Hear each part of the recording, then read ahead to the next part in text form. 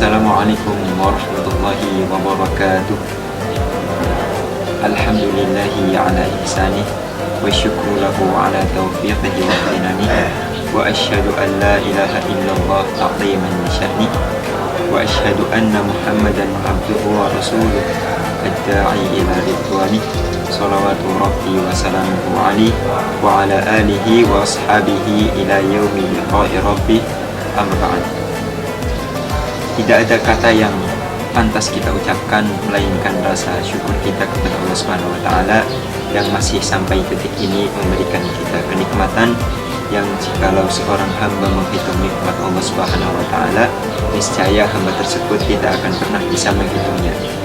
Sebagaimana firman Allah Subhanahu wa taala, "Wa in ta'uddu ni'matallahi la tuhsuha."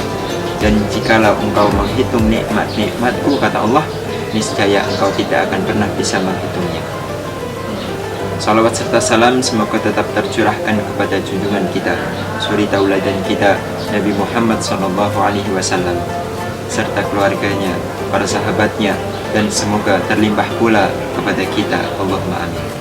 Bulan suci Ramadan ini erat kaitannya dengan yang namanya bulan ampunan atau bulan maghfirah.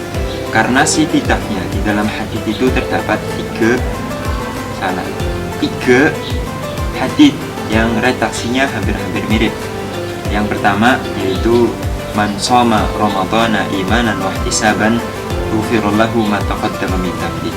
Yang kedua man qama ramadhana imanan wa ihtisaban ghufira lahu ma taqaddama min dhanbi. Dan yang ketiga man qama lailatal qadri imanan wa ihtisaban ghufira lahu ma taqaddama min dhanbi. Hadis pertama menjelaskan tentang berpuasa, sementara hadis yang kedua menjelaskan tentang mendirikan sholat malam di bulan suci Ramadan, dan yang ketiga yaitu menghidupkan malam Lailatul Qadar. Ketiga hadis ini memiliki syarat yang sama. Yang pertama yaitu syaratnya imanan, artinya dia melaksanakan dengan kesungguhan iman. Sementara yang kedua yaitu wahtisaban, artinya mengharapkan pahala dari Allah Subhanahu wa taala, atau bisa juga mengharapkan ridha Allah Subhanahu wa taala.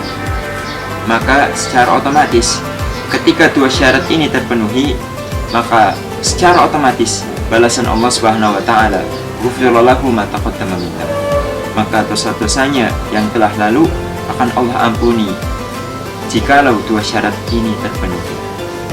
Hadirin yang berbahagia, para pemirsa yang dimuliakan Allah Subhanahu wa taala, berbicara mengenai ampunan, berbicara mengenai maghfirah, maka ada sebuah kisah dari Imam Ahmad bin Hanbal. Mungkin sebagian kita mengenal Imam Ahmad bin Hanbal, bahwasannya beliau adalah salah satu dari 4 imam madhab. Yang pertama ada Imam Abu Hanifah, yang kedua Imam Malik, yang ketiga Imam Syafi'i, dan yang keempat adalah Imam Ahmad bin Hanbal. Imam Ahmad bin Hanbal adalah imam yang terkenal dengan ulama besar hadis. Beliau juga adalah muridnya Imam Syafi'i. Dikisahkan ketika di akhir hayat beliau ingin sekali pergi ke sebuah kota di kota Irak. Ketika sampai di kota tersebut, maka beliau melaksanakan sholat maghrib, karena kebetulan sesampainya beliau di sana adzan maghrib. Kemudian setelah sholat maghrib dilanjutkan sholat isya. Setelah sholat isya beliau ingin beristirahat di pojokan masjid. Kemudian ketika beliau ingin berbaring, tiba-tiba datanglah marbot masjid mendatangi beliau seraya berkata, "Ya Syekh." Hadirin yang dirahmati Allah Subhanahu wa taala, kata Syekh sendiri di dalam bahasa Arab memiliki 3 makna.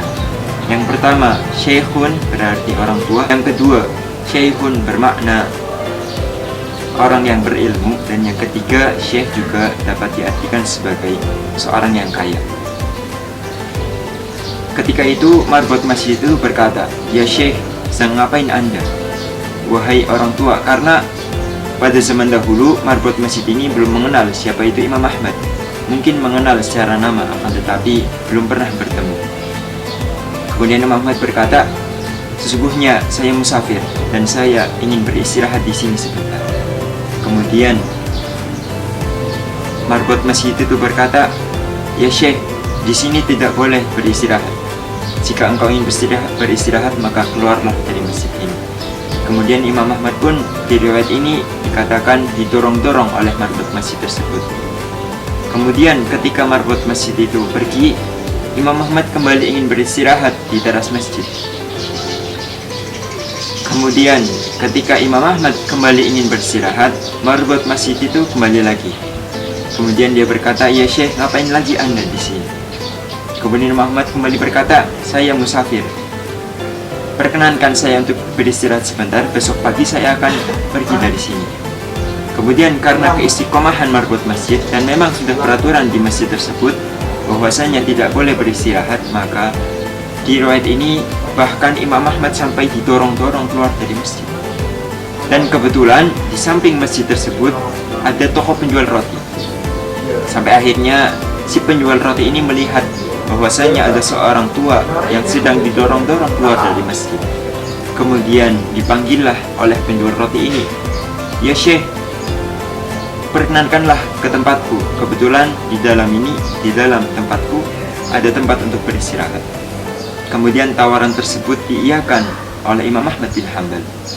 Sesampainya di toko penjual roti tersebut, hadirin yang dirahmati Allah Subhanahu wa taala, ada sebuah perilaku unik yang membuat Imam Ahmad ini terheran-heran, yaitu perilaku si penjual roti yang setiap kali mengambil adonan, setiap kali menambahkan tepung, setiap kali menambahkan garam, setiap kali memecahkan telur, beliau selalu beristighfar kepada Allah Subhanahu wa taala. Astagfirullah, astagfirullah. Sampai akhirnya Imam Ahmad beranikan untuk bertanya kepadanya. Dikatakan oleh Imam Ahmad, dia tidak berhenti beristighfar kecuali aku bertanya kepadanya atau dia bertanya kepadaku. Selebih itu maka dia selalu beristighfar. Sampai akhirnya Imam Ahmad bertanya kepada penjual roti tersebut, ya Syekh, sejak kapan engkau membiasakan istighfar ini? Kemudian jawaban si penjual roti ini adalah, sejak lama, sejak saya masih bujang. Kebetulan penjual roti ini seumuran dengan Imam Ahmad, artinya 60 tahunan lebih. Kemudian Imam Ahmad kembali bertanya, ma thamaratu istighfari, apa yang kau dapatkan dari istighfarmu itu? Kemudian apa jawaban si penjual roti ini? Tidaklah aku meminta kepada Allah Subhanahu wa taala, melainkan semua yang aku minta dikabulkan oleh Allah Subhanahu wa taala, kecuali satu hal. Kemudian Imam Ahmad kembali bertanya, apakah yang satu hal tersebut? Kemudian dengan tegas si penjual roti itu menjawab, sesungguhnya saya ingin sekali bertemu dengan Imam Ahmad bin Hanbal. Kemudian Imam Ahmad bin Hanbal berkata, Allahu Akbar, Allahu Akbar, Allahu Akbar. Istighfarmu lah yang membawaku pergi jauh-jauh, tidak tahu mengapa, ke tempat ini.